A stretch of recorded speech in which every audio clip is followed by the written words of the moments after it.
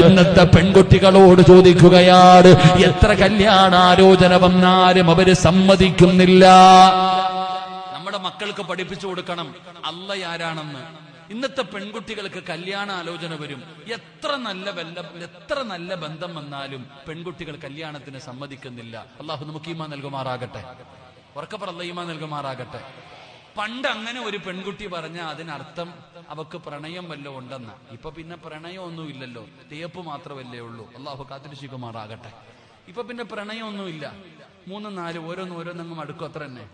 ഇപ്പൊ ഈ കുട്ടിയോട് ചോദിക്കുന്നു, എന്താ മോളെ നീ കല്യാണത്തിന് സമ്മതിക്കാത്തെ? പ്രണയം വല്ലോ ഉണ്ട്? എനിക്കതൊന്നുമില്ല. പിന്നെ എന്താ സമ്മതിക്കാത്തെ?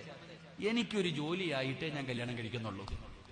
ഇന്നത്തെ പെൺകുട്ടികൾ പറയുന്ന ഒരു കൺസെപ്റ്റ് അവർ മനസ്സിലാക്കണം. ഉദാഹരണം ഞാൻ പറയാം. കുട്ടികൾ പറയുന്നു, എനിക്ക് ഒരു ജോലിയായിട്ടേ ഞാൻ പെണ്ണ് കെട്ടുന്നുള്ളൂ. അതെന്താ മോളെ? അല്ല, എന്നെ കെട്ടുന്നവനെ കൊണ്ട് കുടുംബം പോറ്റാൻ പറ്റൂല, ഞാനും കൂടെ സമ്പാദിച്ചാലല്ലേ കുടുംബ ജീവിതം മുന്നോട്ട് കൊണ്ടുപോകാൻ കഴിയൂ. അല്ലാഹു ഈമാൻ തരുമാറാകട്ടെ. ഒരു മുഴം മുമ്പേ എറിയ.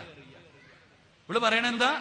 എന്റെ ഭർത്താവിന്റെ സമ്പാദ്യം കൊണ്ട് ജീവിക്കാൻ പറ്റൂല, എനിക്കൂടെ ഉണ്ടെങ്കിൽ, എനിക്കൂടെ ഒരു ജോലി ഉണ്ടെങ്കിൽ ഞങ്ങൾക്ക് രണ്ടുപേർക്കും ജീവിക്കാം.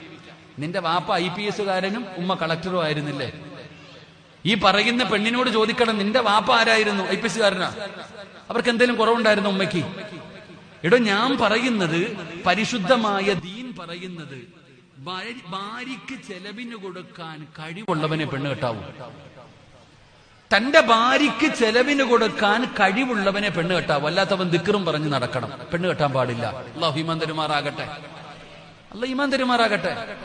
നീയല്ല കൊടുക്കേണ്ടത്, നിന്നെ കെട്ടുന്നവന്റെ ഉത്തരവാദിത്തമാണ് നിനക്ക് ചെലവിന് തരിക. പഠിക്കണ്ടാന്നോ ജോലിക്ക് പോകണ്ട എന്നല്ല, അത് വേറെ വിഷയം. നിങ്ങൾ പഠിച്ചോ ജോലിക്ക് പോയ പ്രശ്നമില്ല, നീ പറയുന്ന വാക്ക് ശ്രദ്ധിക്കണം. അങ്ങനല്ല, അല്ലാഹു അല്ലേ എല്ലാം പടച്ചോനല്ലേ തരിക, എല്ലാം പടച്ച റബ്ബല്ലേ തരിക.